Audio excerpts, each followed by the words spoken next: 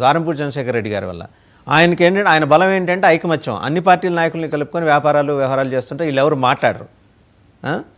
మరి centre of focus అంతా ఆయన మీదే ఉంటుంది, ద్వారంపూడి మీద. ఆయన పక్కన ఉన్న తెలుగుదేశం వాళ్ళ మీద ఉండదు, జనసేన వాళ్ళ మీద ఉండదు, బీజేపీ వాళ్ళ మీద. అన్ని పార్టీలని కలుపుకొని వెళ్ళి పని చేయించుకోగల ఏకైక నాయకుడిగా ద్వారంపూడి చంద్రశేఖర్ రెడ్డి ఎస్టాబ్లిష్ అయ్యాడండి. వాళ్ళ వ్యవహారం గురించి నేను మాట్లాడలేదు, అది అక్రమమా సక్రమం అని మాట్లాడలే. అసలు అలా యూనిటీని తీసుకురాగల ఒక నాయకుడిని మీరు కాపాడుకోలేకపోతున్నారా? వాసుదేవ్ గారు, మీకు ప్యానల్ ఉన్న పెద్దలకి WNT వీక్షణ యాజమాన్య హృదయపూర్వక నమస్కారాలండి. వీళ్ళు ద్వారంపూడి చంద్రశేఖర్ రెడ్డి గారిని టార్గెట్ చేశారని అర్థమవుతూ ఉంది. ఎన్నికలకు ముందు ద్వారంపూడి చంద్రశేఖర్ రెడ్డి గారు ఆయన పవన్ కళ్యాణ్ నువ్వు ఎక్కడి నుంచైనా పోటీ చేయి, నేను ఓడించే బాధ్యత నాది, నువ్వు ఎలా గెలుస్తావో నేను చూస్తాను అని సవాల్ ఇస్తున్న వ్యక్తి. అది పర్సనల్గా పవన్ కళ్యాణ్ గారు ఆయన మనసులో పెట్టుకొని సాధించే దీనిగా ఈ యొక్క కార్యక్రమాలన్నీ చేస్తూ ఉన్నారని అర్థమైంది ప్రజలందరికీ కూడా. మరి ఈరోజు ఇంత నీతులు చెప్తున్నటువంటి వ్యక్తులందరూ కూడా గతంలో మేము 2019, 2024లో మేము ఇచ్చినటువంటి ఇంటింటికి ఏదైతే రైస్ వ్యాన్లు పెట్టి మేము మరి రైస్ సప్లై చేసామో అక్కడ ఒక వాలంటీర్ ఉంటాడు. వాలంటీర్ తర్వాత VRO కూడా కొన్ని సందర్భాలు వచ్చిన సందర్భాలు ఉన్నాయి. అలాగే మహిళా పోలీసు సచివాలయ వ్యవస్థ మహిళా పోలీసు నుంచి ఉండి అక్కడ ఎవరైతే ఆ వాలంటీర్ 50 కుటుంబాలు తాలూకున్నటువంటి కుటుంబాలు ఆ పర్యవేక్షణలో ఉన్నటువంటి 50 కుటుంబాలకు కూడా చక్కగా బియ్యం వాళ్ళు తీసుకెళ్తున్నారో లేదని అన్ని జాగ్రత్తలు తీసుకుని వాళ్ళకి ఇచ్చారు. ఎప్పుడు కూడా ఆ రేషన్ వ్యాన్ తీసుకొచ్చిన వ్యక్తి ఎప్పుడు కూడా బియ్యం తీసుకొచ్చిన బియ్యం వెనక్కి తీసుకెళ్ళా. ఆ సదరు ఎవరైతే రేషన్ దారులు ఉన్నారో ఆ లబ్ధిదారులందరికీ బియ్యం పంచిన తర్వాతే వెళ్ళేవారు. సో ఇంత దీని స్ట్రిక్ట్గా జగన్మోహన్ రెడ్డి గారి పరిపాలన జరిగింది. అయితే ఎక్కడా సరే PDS బియ్యం తరలిస్తే ఆ స్థానిక ఉన్నటువంటి రెవెన్యూ సిబ్బంది VRO కానీ స్థానిక SIలు కానీ పట్టుకున్న విధానం కళలు ఉన్నాయి. ఎక్కడ పడితే అక్కడ. అదే కదా మహేష్ గారు అడిగింది, మీ గవర్నమెంట్లో మీరు ₹1 పనికొచ్చే వ్యవహారం చేయలేదు, మీరు ఎక్కడ పట్టుకోలేదు, 5 ఏళ్ళు చూపించండి అని ఛాలెంజ్ చేశాడు ఆయన మహేష్ గారు. ఆయన తెలియదు కదండి, ఆయన నగరిలో ఉన్నాడు. ఆయన ప్రపంచం మొత్తం కళ్ళు వేసుకుని చూస్తే కనబడుతుంది, నగరంలోనో కళ్ళు వేసుకుని చూస్తే నగరే కనబడుతుంది. తెలియాలి కదా రాష్ట్రం మొత్తం ఏం జరుగుతుందనేది తెలియాలి కదా ఆయనకి ఏంటంటే రోజుగా టార్గెట్, అక్కడ రోజుగా అక్కడున్న రోజుగానే మాట్లాడాలా. వాళ్ళకి అంత తప్పు ఇంకేముంది? నూతిలో కప్పకి వాసుదేవన్ గారు నూతిలో ఉండే ఒక కప్పకి ఆ నుయ్యే ప్రపంచం అనుకుంటది. ఆ నుయ్యి దాటి బయటకు వచ్చిన తర్వాత కదా ప్రపంచం ఎంత ఉందో తెలిసేది. ఇప్పుడు పవన్ కళ్యాణ్ గారు ఉన్నారండి, ఆయనకు రాజకీయ అవగాహన లేదు. పవన్ కళ్యాణ్ గారికి అర్థమవుతుంది రాజకీయ అవగాహన లేదు. అక్కడ పీడిఎస్ బియ్యమా బాస్మతి రైస్ గా తేడా తెలియదు. పీడిఎస్ బియ్యం అయినా ఏదైనా సరే నీకు 3 చెక్ పోస్టులు దాటి వన్స్ వినండి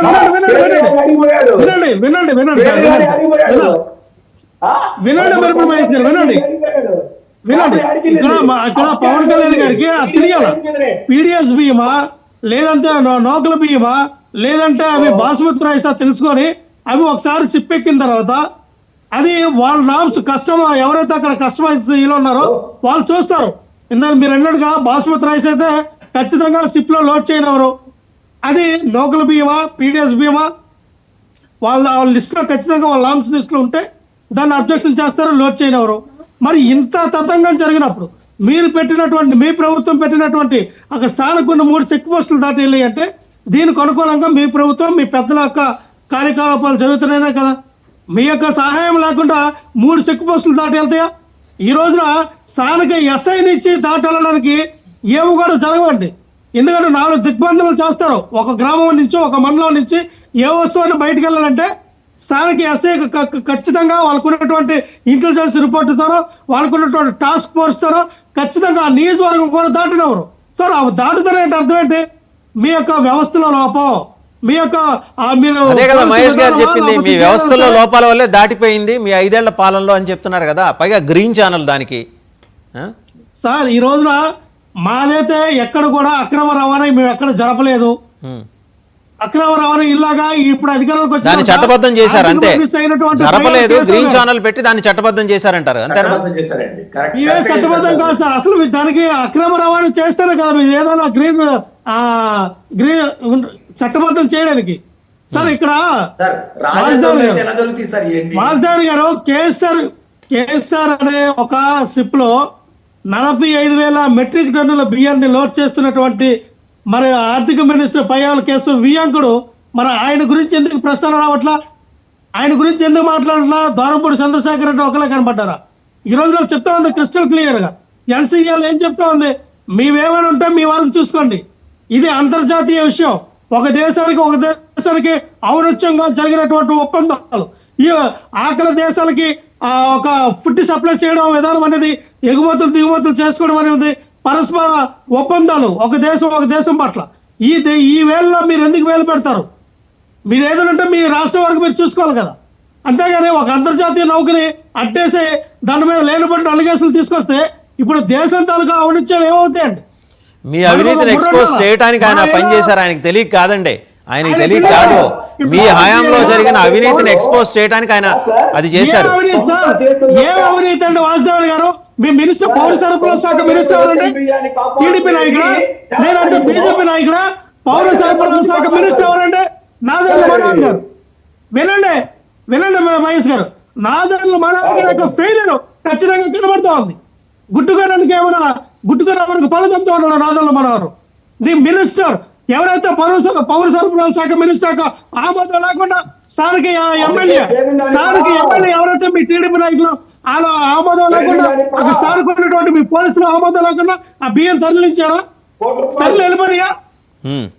ఇక్కడ రాష్ట్రం మొత్తం మీద పలు విలేజ్ల నుంచి కూడా ఈ బియ్యాన్ని తరలిస్తున్నారు అంటే దాని కారణం మీ యొక్క టీడీపీ నాయకులు, మీ ఎమ్మెల్యేలు, మీ మినిస్టర్లు, అక్కడ స్థానిక ఉన్నటువంటి ఈ ఎమ్మెల్యేలు, మినిస్టర్లు, అనుసరులు మీరు చేస్తున్న దందా కదా. ఈ రోజున ఇంత ఒకసారి ఆయన మాడతారండి, గురవారెడ్డి వెంకట గురుమూర్తి గారు మాడతారు. వెంకట గురుమూర్తి గారు. సార్, వైసీపీ మిత్రుడు చాలా చక్కగా చాలా బ్రహ్మాండంగా సమాధానం చెప్తా ఉన్నాడు. అసలు దూరంపూడి చంద్రశేఖర్ ఒక మంచి, ఆయనకి ఏ పాపం తెలియదు, అసలు ఇది ఎట్లా మీ వచ్చినాకే మొదలైందని ఆయన మాట్లాడతాడు. అట్లా జరిగితే మరి పేదనాని గోడవలు ఉండాల్సిన 180 టన్నుల బియ్యం ఎవరెత్తుకెళ్ళిపోయారండి? మరి ఎందుకు తెల్లారిపాటికి డీడీ ఎందుకు కట్టాడండి? ఎందుకు పారిపోయాడండి? ఏమండే మీరు చెప్తారు? ఆగండి, మీరు నాని గారి గోడంలో ఉన్నటువంటి 180 టన్నుల బియ్యాన్ని మీరు లక్ష్మణ్ గారు ఆయన మాడుతున్నారు కదా, వెంకట గురుమూర్తి గారు మాడుతున్నారు, మీరేమైనా అన్నారా? వెంకట గురుమూర్తి గారు మాడుతున్నారు, ఆగండి. పవన్ కళ్యాణ్ గారిని టీడీపీని టార్గెట్ చేస్తారు. వెంకట గురుమూర్తి గారు మాడుతున్నారు, ఆగండి. మీరు చేస్తున్న ఆరోపణలే వాసుదేవన్ గారు, ఉట్టి ఆరోపణలు చేయొద్దని చెప్పండి. మీ దగ్గర ఖచ్చితమైన సమాచారం, మీ దగ్గర ఖచ్చితమైన ప్రణాళిక ఉన్నప్పుడు మీరు